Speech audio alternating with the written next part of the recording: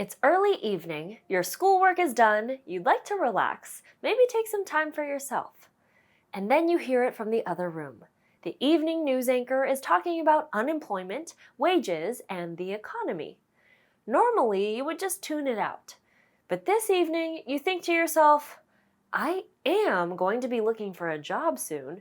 Maybe I need to start paying attention to these things. While the nature of work has evolved through time and each generation faces different labor issues, the desire for fair pay and steady work is constant. In today's lesson, we're going to take a look at the role of unemployment and wages in a modern economy. By the end of the lesson, you should be able to answer the following questions.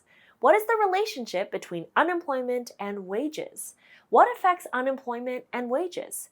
How do changes in unemployment rates and wages affect individuals, communities, and the nation as a whole?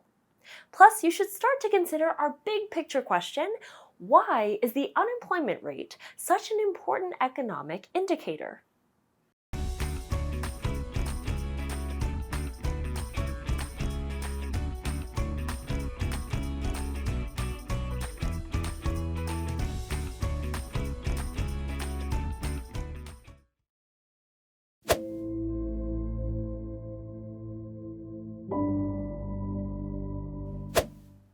Unemployment.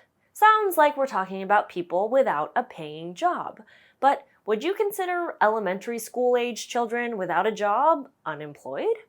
Probably not. Unemployment is a situation where individuals who are able to and want to work are unable to find a job. So school kids wouldn't be considered unemployed. Also excluded from the unemployment rate are retired people, individuals who have injuries or conditions that prevent them from working, folks who stay at home to take care of family members, and people who don't have a job but aren't looking for one either. Now, once you're employed, you earn wages. Wages are the money paid by employers to workers in exchange for their labor or service. Nominal wages are those that have not been adjusted for inflation. So if your older neighbor made $8 an hour several years ago and you just took a job making $8 an hour, you both have the same nominal wage. Real wages are adjusted for inflation. Real wages show the purchasing power of a worker's income by measuring how much your wages are able to buy right now. Several years ago, when your older neighbor was making $8 an hour, that money was able to purchase more. The $8 an hour you make right now isn't able to buy the same amount. So while you may have the same nominal wage, your real wage is different. Now, let's talk about how unemployment is linked to wages. You're probably thinking to yourself that the ideal unemployment rate is 0% when everyone that wants a job has one. But actually, economists argue that having an unemployment rate between 3 and 5% is ideal. Sounds cruel, 3 to 5% of the workforce unemployed. But there is an important reason for this. Let's say that unemployment is lower than that 3 to 5%. Almost every worker has a job and is making a nice paycheck. Well, if you are a business owner who needs to hire people, how do you convince people to leave a job to join your company? Pay them more, of course, and while that sounds great, it can also lead to wages rising rapidly, making it more expensive to run a business and eventually increasing the cost of goods. But if the unemployment rate is too high, more workers are competing for fewer jobs. That means that some folks might be willing to take less money, leading to lower wages across the board. Okay, time for a quick check-in. The latest unemployment rate was announced, and it's 3.7%.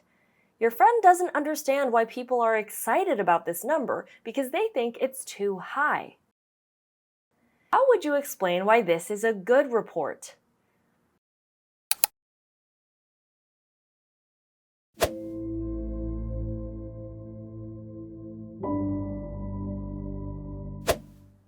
Now that we know what unemployment is, let's take a look at some of the reasons for it.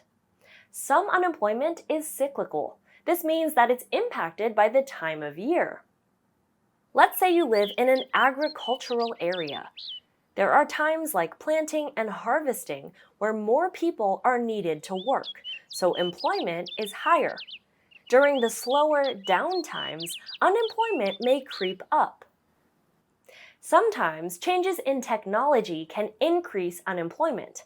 Think about Henry Ford and his assembly line, workers putting together different parts to make a Model T. Walk into an automobile factory these days, and you're more likely to see finely tuned robots putting together cars.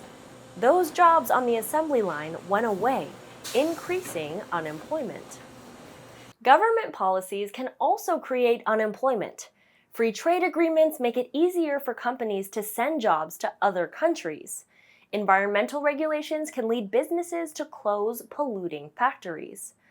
Unemployment is also part of the natural economic cycle. While we all want to imagine the economy as a little engine just gently chugging up a hill, always increasing, the reality is a little different. Some years there is economic growth, other years some contraction, and unemployment follows that. When times are good, more people have jobs. When times aren't so good, fewer people are working. Sometimes global events can impact employment. Think back to US history and the Great Depression. Do you remember what ultimately ended this period of high unemployment? World War II. Producing the supplies needed to win the war got people back working and lowered the unemployment rate. Are there any global events that you remember that impacted employment rates, even temporarily? Okay, let's take a minute to answer a guiding question. The largest employer in town, CompCorp, assembles computers. There is an earthquake in a country on the other side of the world that destroys hundreds of thousands of buildings. This includes the factory that manufactures the processor CompCorp purchases to use in their computers. What might happen to the employment rate in town? What is your rationale?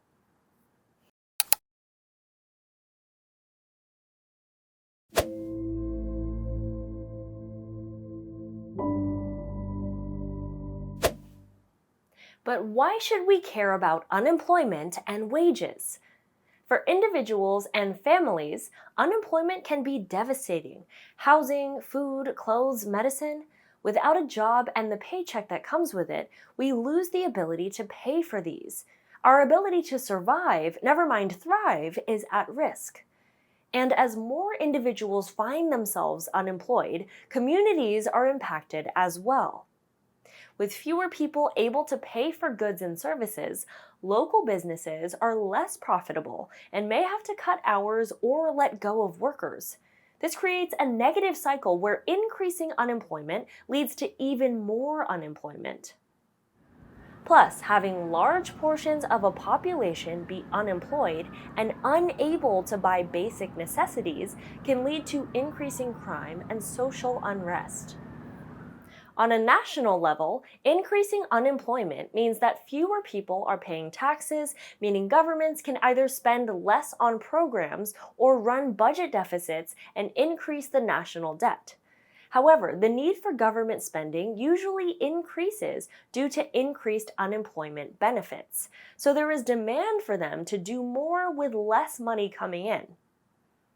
Time for our last check-in. You're watching the nightly news when a story about unemployment comes on. Your friend wants to change the channel and says that the story isn't important. How could you convince them to continue watching the news story?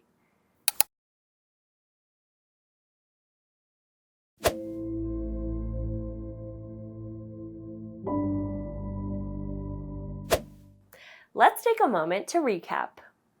Unemployment occurs when people are unable to find a job, even though they have the ability and desire to work. It impacts people's wages or the amount of money that people make for doing work. If unemployment is too high, wages can't grow. But if unemployment is too low, wages grow too quickly. There are several causes of unemployment: seasonal issues, technological advances, economic fluctuations, government policies, and global events. And it's important to remember that unemployment impacts individuals, communities, and the nation as a whole. Tomorrow, we're going to be discussing modern issues in labor.